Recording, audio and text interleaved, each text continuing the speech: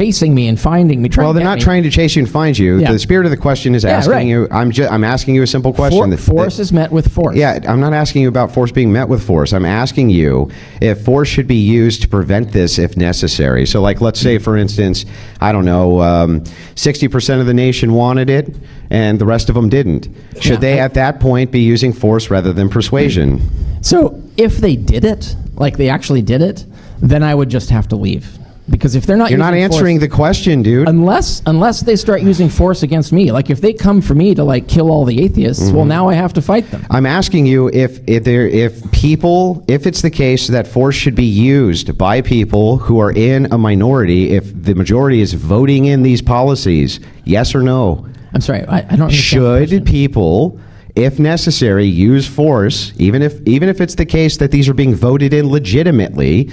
Right? Is there some problem with people using force at that point to stop it? Well, I think at that point, it is the wrong word here. So, like, what then happens? So once they turn around, once they've done it, and they turn around and start using force on us. Well, like, what force? To go kill all the atheists? Or no, they're not. No. They could just do things like, I don't know. No. All right, watch this, Doctor. Richard Carrier starts to stumble over his words and clearly gets flustered the moment Andrew Wilson asks a tough question in this debate from modern-day debate. This happened during the debate, and you can actually see the shift in his body language as he begins to feel uncomfortable and uneasy. He starts to squirm a bit and looks visibly shaken under the pressure. Let's go ahead and get into it and break this down. More gay marriage. By the time, look at the French Revolution. By the time they get in there, you won't have control of what they decide at that point. But they you can't decide to go kill all But the what I'm atheists. saying is that is it the case that you would, if you had X amount of like people in a minority, they felt that they were being oppressed. They just weren't being oppressed with violence necessarily, unless it was a case they were then breaking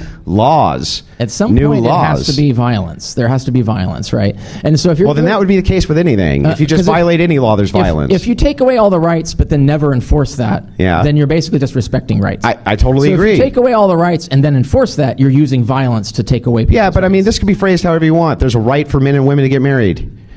That's it. A right? Yeah, you just say there's a right for women and women to get married. Now we're enforcing that right. Right? Yeah, and then homosexuals get married. They say, oh, well, and you're not allowed to do that. You're violating the law. Well, so I'm pretty sure, if you want to follow the logic on that, I agree with the conservative Supreme Court decision written by Neil Gorsuch and concurred by Roberts on why actually that it follows out of the Civil Rights Act. That it would be against that. So you would have to overthrow the Civil Rights Act. Okay. Or just have it reinterpreted or amended. Yeah. You could have things amended. Right, correct. Things like this. Well, what I'm saying is that these are all, this was done in a lawful way, right, to get these things done. Which it was, right? So but if it's done in a lawful way to get them undone, right, is that now fascism? What do you, no. So yes or no? Fascism. Yeah or no? So if it's done in that way, the process is not fascist. The end result might be if they start coming after you with billy clubs to like arrest gay people, for example. Well, they're not going to arrest them, but what if they just don't let them get married? But if they just don't hang on, Richard, let me ask the question. So let's say, for instance, they go through. They outlaw OnlyFans, prostitution, things like this, make that law.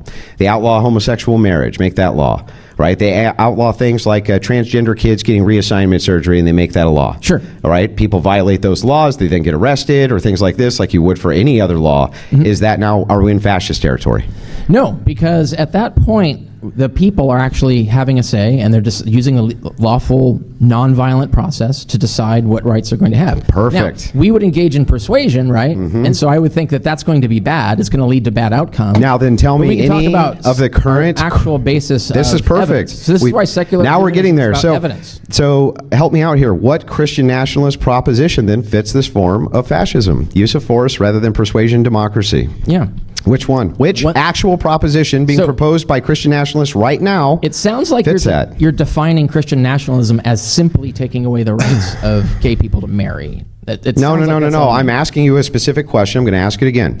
What proposition from anybody who's advocating Christian nationalism would not fall under the idea that they're changing the laws to better suit themselves, including amending several constitutional amendments or things like this? How would that be fascism? By your definition, that's not fascism now. Right.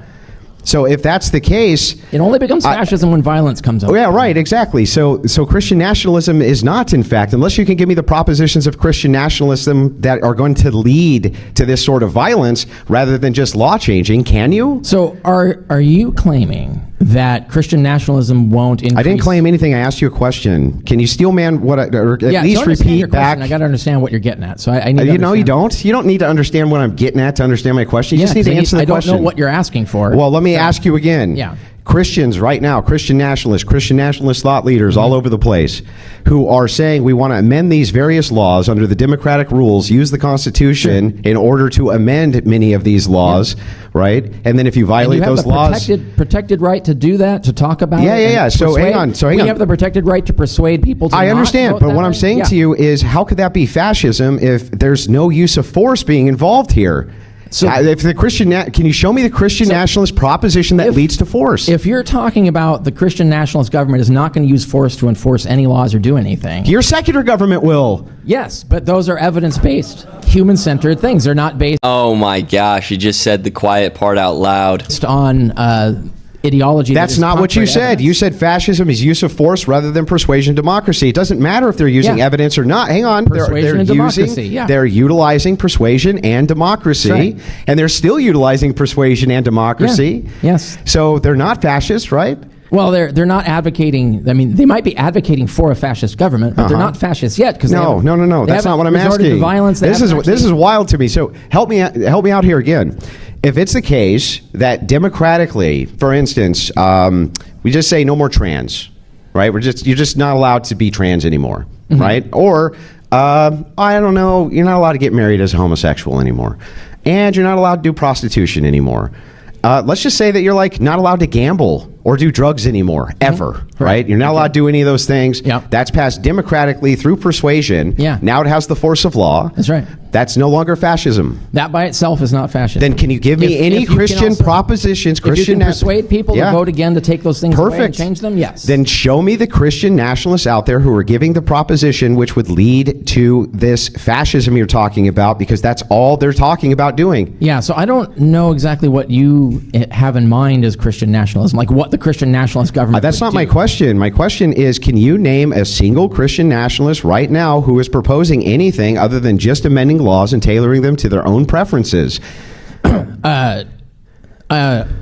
Wait, so like, let me see if I understand what you're asking. So, you're asking if, so like, for example, the kill the gays people, for instance. When there's no Christian nationalist seriously proposing to kill homosexuals. None. Yes, absolutely. Who? So there was a guy who ran in Texas, had got like 100,000 votes on the kill the gays biblical policy concept. So come on, this is not serious. There's no serious political movement get elected for this. here went to Uganda and got it done there, and actually got Uganda to actually start trying to kill the gays. And then of course I don't think Uganda needed much help with that, right? But the thing is like pointing this out again when we're talking about the proposition here. I can't actually think of a serious Republican, a serious person in office, or a serious Christian nationalist who has any sort of following which could actually have anything get done like this, who's proposing anything other than amending laws, having them enforced to suit their preferences, just like you are. You can't call that fascism then, by your own definition. So it depends on like what. So that's why I'm just not even clear on what you think that Christian nationalists are going to do when they take over. So I'm asking you, either which Christian nationalist has a serious proposition for utilizing force other than democracy and persuasion, which is what you're considering fascism to be. You said all of them are fascist right in your opening statement. Can you give me the proposals that they're making? The opening statement. Yeah. So the Christian nationalist idea of destroying the Constitution, right? Of actually taking away these checks and balances that actually, for instance, taking away democracy, for instance, taking away the women's right to vote, for instance. So these things. Wait. If you take away women's rights to vote via persuasion and democracy, that's not fascism. No, by the time you get to that, right, by the time you're actually taking away a right that is necessary for a well-functioning government, now you're actually involved It's in not fascism. necessary for a well-functioning government. You're limiting the power.